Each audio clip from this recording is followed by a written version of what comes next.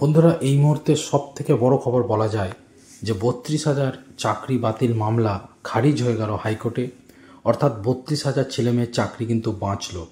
কলকাতা হাইকোর্টের বিচারপতি অভিজিৎ গঙ্গোপাধ্যায় যে 2023 সালে মে মাসে রায় দিয়েছিলেন যে 32,000 ছেলেমেয়ের চাকরি চলে গেছিল, একটি রায়ে আজ বিচারপতি তপব্রত চক্রবর্তী এবং বিচারপতি ঋতব্রত কুমার মিত্রের ডিভিশন বেঞ্চে অভিজিৎ গঙ্গোপাধ্যায়ের ওই বাতিলের নির্দেশ খারিজ হয়ে গেল। অর্থাৎ তাদের চাকরিটা বজায় থাকলো, এটা হচ্ছে কনক্লুশন। এর ফলে 32,000 প্রাথমিক শিক্ষকের চাকরি সুনিশ্চিতভাবে বহাল রইল।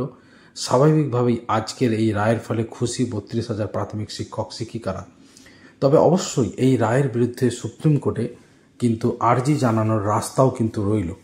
অর্থাৎ সেটা অনেক পরের কথা, কিন্তু এর আগে সিঙ্গেল বেঞ্চ ডিভিশন বেঞ্চ হয়ে সুপ্রিম কোর্টে গিয়েছিল। সুপ্রিম কোর্ট আবার সেটা হাইকোর্টে পাঠিয়ে দেয় এবং হাইকোর্ট কিন্তু আজ জানিয়ে দিল যে প্রাথমিকে যে 32,000 চাকরি বাতিল করা হয়েছিল সেটা তাদের কাছে যুক্তিগ্রাহ্য মনে হয়নি ডিভিশন বেঞ্চ, কলকাতা হাইকোর্টের মাননীয় ডিভিশন বেঞ্চে, এবং এর ফলে 32,000 ছেলেমেয়ের চাকরি কিন্তু বহাল রইল।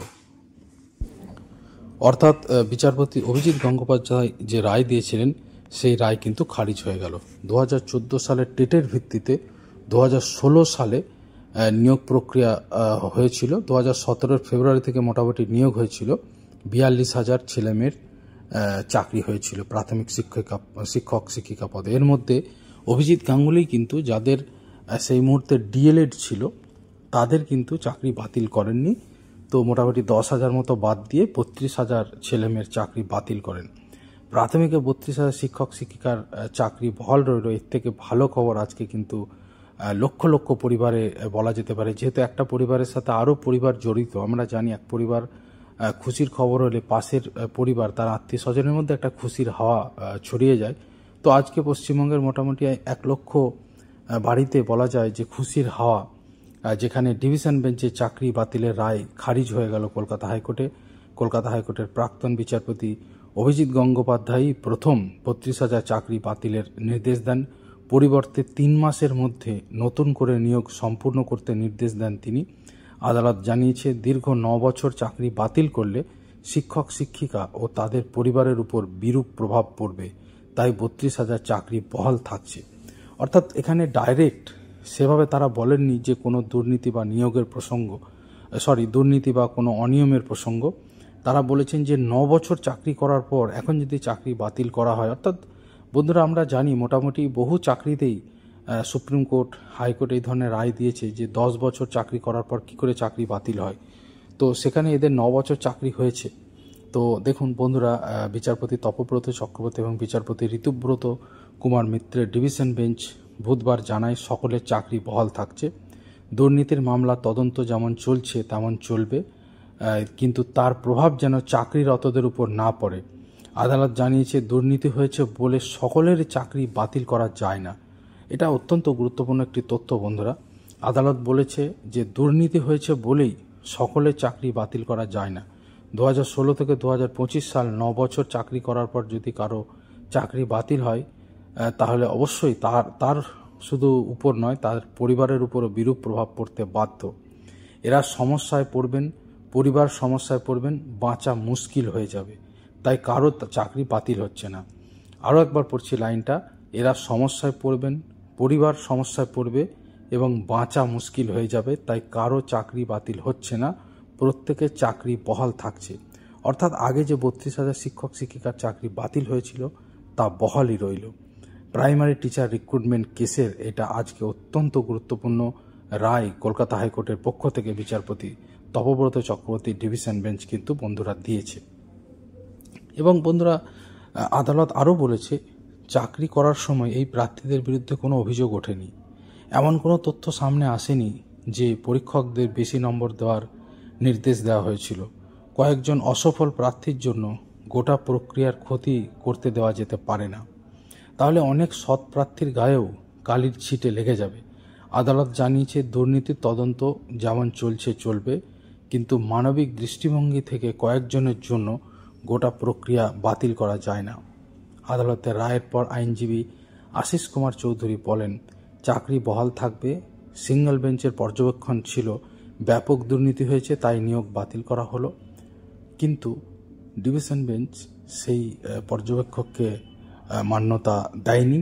আদালত পরিষ্কার জানিয়েছে নিরীহ শিক্ষক শিক্ষিকারা দুর্নীতিতে যুক্ত ছিলেন না। সিবিআই ইতিমধ্যেই শনাক্ত করেছে কারা বিশেষভাবে চাকরি পেয়েছিল, সেই তালিকাও প্রকাশ্যে এসেছে বন্ধুরা। অর্থাৎ বুঝতেই পাচ্ছেন, এখানে ডাইরেক্ট বলেই দেওয়া হয়েছে যে পুরো প্রক্রিয়ার সাথে এইভাবে কিন্তু যারা সৎভাবে চাকরি পেয়েছে তাদের কিন্তু সমস্যা হবে। অর্থাৎ কিছু খারাপ লোকের জন্য সমস্ত পুরো সমাজটাকে খারাপ বলা যায় না, এরকম একটা মেসেজ কিন্তু কলকাতা হাইকোর্ট দিয়েছে। এবং বিচারপতি জানিয়েছেন যে সিবিআই যে তালিকা শনাক্ত করেছে যারা বিশেষভাবে চাকরি পেয়েছে, সেই তালিকাও রয়েছে। বাকি যারা কর্তৃপক্ষের ভুল বা কোনো দুর্নীতির জন্য নিরীহদের চাকরি যেতে পারে না, এতদিন যারা চাকরি করছেন তাদের কথা ভেবে যেহেতু তারা কোনো দুর্নীতির সঙ্গে যুক্ত নন, তাই তাদের চাকরি বহাল থাকছে। রায়ের সম্পূর্ণ প্রতিলিপি প্রকাশিত হলে বিষয়টি স্পষ্ট হয়ে যাবে, এমনটা কিন্তু বলা যেতে পারে সরকার পক্ষের যিনি আইনজীবী তিনি বলেছেন। এরপরে অন্যদিকে মামলাকারী এক শিক্ষক পাঁচু গোপাল দাস বলেছেন, আদালত জানিয়েছে 32,000 শিক্ষক শিক্ষিকা কোনো রকম দুর্নীতির সঙ্গে যুক্ত হননি। 32,000 শুধু সংখ্যা নয়, তাদের পরিবারও রয়েছে। 9 বছর চাকরির পর কারো চাকরি কেড়ে নেওয়া যদি হয়, কি দুর্বিষহ অবস্থা হয় তা বিবেচনা করছে আদালত। এটা বিচার্য বিষয় ছিল। 32,000কে এক নিমেষে সিঙ্গেল বেঞ্চে আমাদের পার্টি না করেই চাকরি বাতিল করে দেওয়া হয় এবং আজ সেই রায় খারিজ করে দিয়েছে আদালত, আমাদের পক্ষে রায় গিয়েছে। অর্থাৎ 32,000 যে চাকরি বাতিল হয়েছিল এক নিমেষে সিঙ্গেল বেঞ্চ, হাইকোর্টের সিঙ্গেল বেঞ্চের রায়ে, সেখানে তাদেরকে পার্টি করা হয়নি, অর্থাৎ তাদের বক্তব্য শোনা হয়নি, এরকম একটা অভিযোগে কিন্তু পাঁচু গোপাল দাস নামে ওই মামলাকারী শিক্ষক বলেছেন। এবং আদালত চত্বরে কেঁদেও ফেলেন চাকরিজীবী সুমন মিত্র। অর্থাৎ বন্ধুরা, অনেক আবেগ ঝরে পড়েছে অনেকের।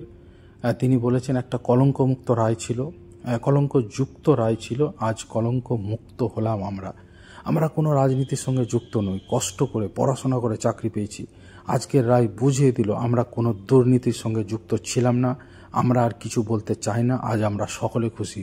অবশ্যই বন্ধুরা, অত্যন্ত গুরুত্বপূর্ণ কথা বলেছেন সুমন মিত্র, যে তারা কোনো রাজনীতির সাথে যুক্ত নন, তাহলে তাদের চাকরিটা কেন চলে গেল। অন্যদিকে আইনজীবী তরুণজ্যোতি তিওয়ারি, বিরোধী পক্ষের আইনজীবী অবশ্যই, তিনি বলেছেন ডিভিশন বেঞ্চের রায় শিরোধার্য, এর পরের শুনানি বাকি রয়েছে। ইন্ডিভিজুয়াল মামলাগুলি সিঙ্গেল বেঞ্চকে আবার সিদ্ধান্ত নিতে বলেছে। অর্থাৎ বুঝতেই পারছেন, মামলাটা কিন্তু আবার সিঙ্গেল বেঞ্চে যাবে। ইন্ডিভিজুয়াল যে সমস্ত মামলাগুলো রয়েছে সেগুলি সিঙ্গেল বেঞ্চে যাবে।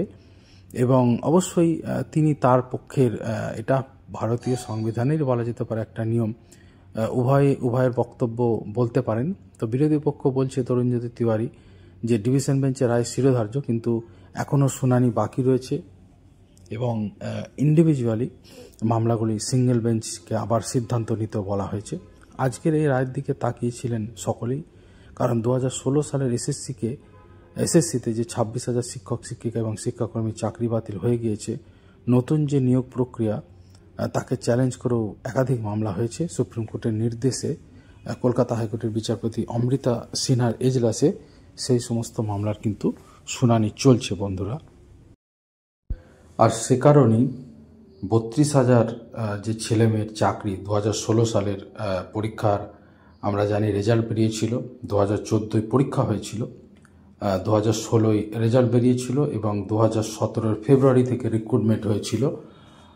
মোবাইলে মেসেজ এসেছিল যে তারা পাস করেছেন এবং তারপরে তাদের প্রাথমিক শিক্ষা পর্ষদের যে জেলার অফিসগুলোতে যেতে বলা হয়েছিল এবং তারপরে তাদের নিয়োগ হয়েছিল এবং অনেক বিতর্ক হয় তখন। তো সেটা কি হবে শেষ পর্যন্ত জানা গেল যে চাকরিটা তাদের থাকলো। অর্থাৎ সকাল থেকে যারা দুশ্চিন্তায় ছিলেন তারা স্বস্তি পেল রাজ্য সরকারও, কারণ প্রাথমিক শিক্ষা পর্ষদের ভূমিকাও প্রশ্নের মুখে পড়ে। সিবিআই ইডি চার্জশিট জমা দেয়। 2014 সালের টেটের ভিত্তিতে 2016 সালে প্রায় 42,000 নিয়োগ হয়েছিল আমরা জানি। এর মধ্যে 10,000-এর মতো ছিল যারা কিন্তু ডিএলএড প্রার্থী ছিলেন, অর্থাৎ ডিএলএড পাস করেছিলেন, আর বাকিদের তখন ট্রেনিং পর্যন্ত ছিল না। তো যাই হোক, তখন যেহেতু এতটা কড়াকড়ি নিয়ম ছিল না, সেই জন্য তখন রিক্রুটমেন্ট একসাথে অর্থাৎ নন ট্রেন তাদের কিন্তু রিক্রুটমেন্ট করা হয়েছিল এবং পরবর্তীকালে তাদের ট্রেনিং অর্থাৎ টেটে পাস করার জন্য তারা ফের পরীক্ষা দিয়ে টেট পাস করেন, ডিএলএড তারা কোর্স পরবর্তীকালে করে নেন। অর্থাৎ কিন্তু তাতে ব্যাপক অনিয়ম অভিযোগ ওঠে এবং অনেকেই টেট পাস করতে চাকরি পাননি, তো তারা মামলাটা করেন। তো আজকে তাদের মধ্যে একটা হাহুতাশও কিন্তু শোনা যাচ্ছে বন্ধুরা, যে তাহলে আমরা কি দোষ করলাম। অর্থাৎ শুধু সিম্প্যাথেটিক গ্রাউন্ডে যদি চাকরি বাতিল না করা হয়, তাহলে 26,000 হাই স্কুলের ক্ষেত্রে কেন এক অন্যরকম রায় হলো? আইন তো একই, সংবিধান তো একই, এই প্রশ্নটা কিন্তু উঠছে। এবং যারা টেট পাস করে চাকরি পেলেন না 9 বছর ধরে, হয়তো নিশ্চয়ই অনেকে অন্য চাকরিতে ঢুকে গিয়েছেন, কিন্তু অনেকে এখনো পর্যন্ত হয়তো ওই টেটটায় পাস করেছেন আর এখন পর্যন্ত অন্য চাকরি তারা বঞ্চিত, চেষ্টা করে পাননি। তো তাদের ক্ষেত্রে একটা তো বিচার তারা পেলেন না, এরকম একটা প্রশ্ন কিন্তু উঠছে। যাই হোক, যেটুকু জানা যাচ্ছে এই রায়ের বিরুদ্ধে কিন্তু সুপ্রিম কোর্টে এসএলপি অর্থাৎ স্পেশাল লিভ পিটিশন করবেন বঞ্চিতদের আইনজীবীরা। তরুণজ্যোতি তেওয়ারি বাবু তেমনটাই কিন্তু এবিপি আনন্দেও জানিয়েছেন। আচ্ছা, যাই হোক, যেটুকু জানা যাচ্ছে যে প্রশিক্ষণপ্রাপ্তদের অগ্রাধিকার পাওয়ার কথা থাকলেও প্যানেলের বেশিরভাগ চাকরি প্রার্থী ছিলেন প্রশিক্ষণহীন, অর্থাৎ যোগ্যদের বঞ্চিত হতে হয় বলে অভিযোগ তোলা হয়। সেই মামলায় 2023 সালের 12 মে রায় ঘোষণা করেন কলকাতা হাইকোর্টের তদানীন্তন বিচারপতি অভিজিৎ গঙ্গোপাধ্যায়। নিয়োগে দুর্নীতির অভিযোগে 32,000 চাকরি বাতিলের নির্দেশ দিয়েছিল তাঁর সিঙ্গেল বেঞ্চ। সিঙ্গেল বেঞ্চের এই রায়কে চ্যালেঞ্জ করে কলকাতা হাইকোর্টের ডিভিশন বেঞ্চে যান প্রাথমিক শিক্ষা পর্ষদ এবং চাকরিহারারা। রায়ের উপর অন্তর্বর্তী স্থগিতাদেশ জারি করে বিচারপতি সুব্রত তালুকদার এবং বিচারপতি সুপ্রতিম ভট্টাচার্যের ডিভিশন বেঞ্চ। তবে রায়ে বিচারপতিরা জানান সিঙ্গেল বেঞ্চের নির্দেশ মতো নতুন করে নিয়োগ প্রক্রিয়া পর্ষদকে শুরু করতে হবে। নিয়োগের সময়সীমা 3 মাস থেকে বাড়িয়ে 6 মাস করে দেয় ডিভিশন বেঞ্চ। এবং বন্ধুরা, আমার তখন মনে আছে বিচারপতিরা তখন বলেছিলেন যে স্যালারিটাও পাবেন। অভিজিৎ গাঙ্গুলি যে রায় দিয়েছিলেন তাতে স্যালারি পাওয়ারও বিষয়টা ছিল না, অর্থাৎ তারা বেতনহীন হয়ে যেতেন। কিন্তু সুব্রত তালুকদার এবং সুপ্রতিম ভট্টাচার্যের ডিভিশন বেঞ্চ কলকাতা হাইকোর্টেরই, তারা বলেছিলেন যে না, 6 মাসের মধ্যে নিয়োগটা করতে হবে এবং মাইনেটাও তারা পাবেন, এটা বলেছিলেন। কিন্তু অভিজিৎ গাঙ্গুলি বলেছিলেন যে যাদের ডিএলএড নেই, প্রশিক্ষণহীন, তারা কোনো মাইনেই পাবেন না। অর্থাৎ সেই মুহূর্তে যারা প্রশিক্ষণহীন ছিলেন তারা কোনো মাইনে পাবে না, আর যারা ডিএলএড আছে তারা বোধহয় একটা স্যালারি তাদের জন্য বলা হয়েছিল।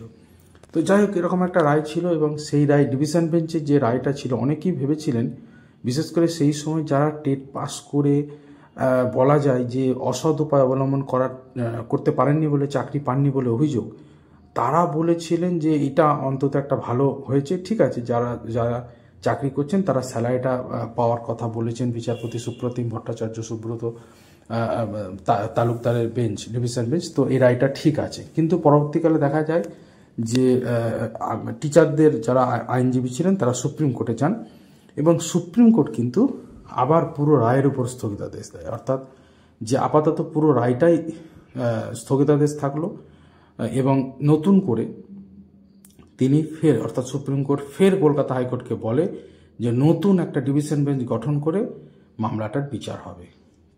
তখন তপব্রত চক্রবর্তী এবং বিচারপতি ঋতব্রত কুমার মিত্র কিন্তু এই মামলাটা শোনেন এবং তারপরই কিন্তু আজকে রায় ঘোষণা হলো এবং দেখা গেল যে কয়েকজন অসফল প্রার্থীর জন্য পুরো প্রক্রিয়া ক্ষতি করে দেওয়া যেতে পারে না, এমনটাই কিন্তু তিনি জানিয়েছেন। এবং বন্ধুরা, স্বভাবতই মুখ্যমন্ত্রী মমতা বন্দ্যোপাধ্যায় কিন্তু জানিয়েছেন তিনি এই রায়ে অত্যন্ত খুশি, যেহেতু পরিবারগুলো বেঁচেছে এবং আদালত, তিনি উল্লেখ করেছেন যে আদালত সিম্প্যাথিক্যালি রায়টা দেখেছেন বলে তিনি খুশি। রায়ে এও বলা হয়েছে সিবিআই তদন্তে জানিয়েছে 264 জনের ক্ষেত্রে অনিয়ম হয়েছে, গ্রেস মার্কস দেওয়া হয়েছে, তাদের চিহ্নিত করা গেছে।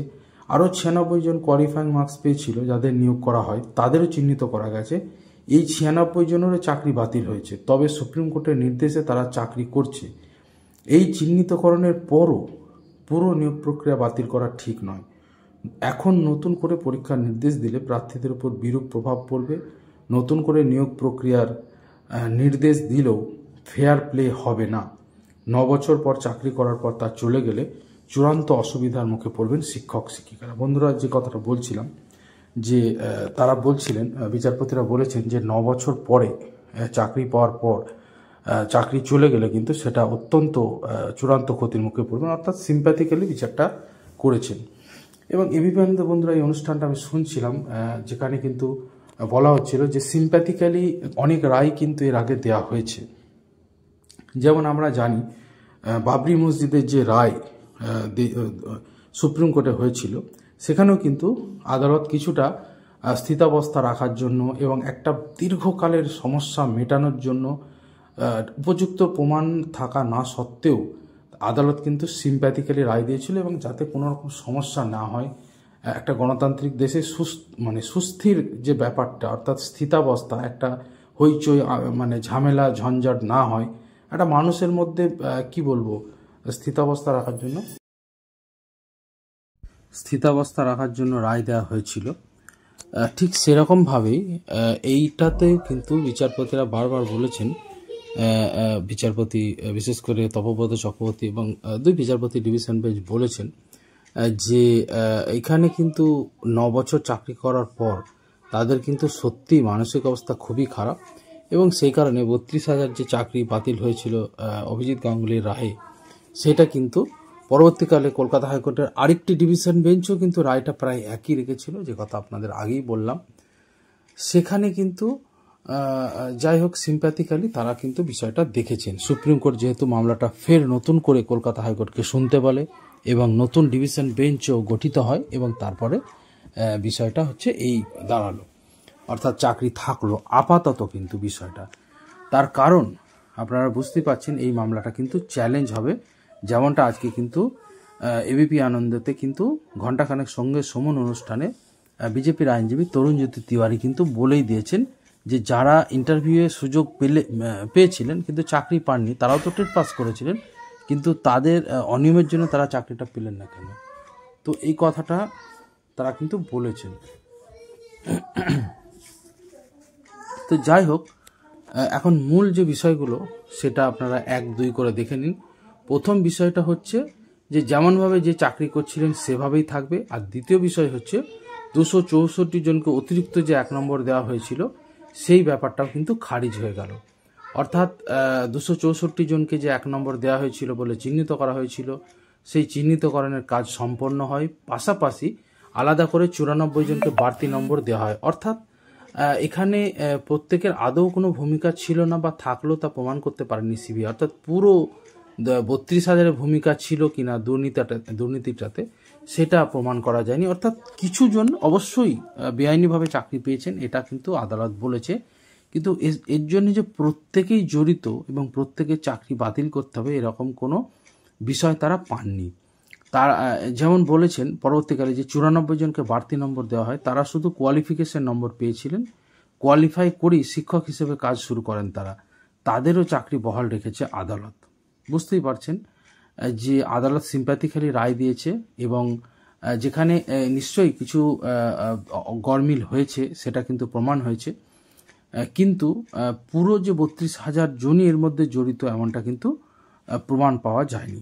ফলে যাদের বিরুদ্ধে মূল দুর্নীতির অভিযোগ উঠছে তাদের বাদ দিলে বাকি 32,000-এর ভূমিকা স্পষ্ট নয়। কয়েকজন অসফল প্রার্থী যারা 2016 সালে নিয়োগ প্রক্রিয়া সফল হতে পারেননি, তাদের অভিযোগের ভিত্তিতে গোটা প্যানেল বাতিল করাটা কতটা যুক্তিযুক্ত এই নিয়ে প্রশ্ন তোলে আদালত। অর্থাৎ আদালত বলেছে যে যারা চাকরি পাননি, অসফল, তারা তো মামলাটা করেছেন, তাদের হয়ে বিকাশ রঞ্জন ভট্টাচার্য, তরুণজ্যোতি তিওয়ারি এরা সব লড়ছেন, তো তাদের শুধু জাস্ট অভিযোগের ভিত্তিতে পুরো সিদ্ধান্ত নেওয়া উচিত নয়। তার কারণ এখানে মূল বিষয় হচ্ছে সিবিআই কিন্তু এত কাণ্ডর পরে কিন্তু সিবিআই যে তদন্ত রিপোর্ট তাতে কিন্তু আদালত অখুশি, এবং আদালত বলেই দিয়েছে যে সিবিআই এটা প্রমাণ করতে পারেনি। তো সুতরাং কিসের ভিত্তিতে তারা রায় দেবে? 4 নম্বর যে বিষয় হচ্ছে, আপনারা বুঝতে পারছেন, পরপর আমি অনলাইন নিউজ চ্যানেল থেকে দিয়েছি, এর ফলে আপনাদের পড়তেও সুবিধা হচ্ছে, শুধু আমার বক্তব্য নয়। যেখানে 4 নম্বর পয়েন্টে বলা হয়েছে যে দুর্নীতি যদি হয়ে থাকে, সেটাও প্রাথমিক শিক্ষা পর্ষদের বিরুদ্ধে অভিযোগ, তাদের তরফে দুর্নীতি বা অনিয়ম হয়ে থাকতে পারে, কিন্তু তার দায় নিরীহ শিক্ষকদের উপর বর্তাবে কেন? এটাও গুরুত্বপূর্ণ বন্ধুরা। 5 নম্বর বিষয় হচ্ছে চাকরি বহাল রাখার নির্দেশ দিতে গিয়ে আদালত মানবিক দিকটিও বিচার করে। বিচারপতিরা জানান, এই 32,000 শিক্ষক শিক্ষিকা 9 বছর ধরে কাজ করছেন, এখন যদি তাদের চাকরি বাতিল করা হয়, এদের পরিবারের উপর বিরূপ প্রভাব পড়বে, আবার পরীক্ষা নিলেও বিরূপ প্রভাব পড়তে পারে। অর্থাৎ বিষয়টা পরিষ্কার যে আদালত কিন্তু তাদের চাকরি বহাল রাখার পক্ষেই এবং আদালত সেটাই করেছে।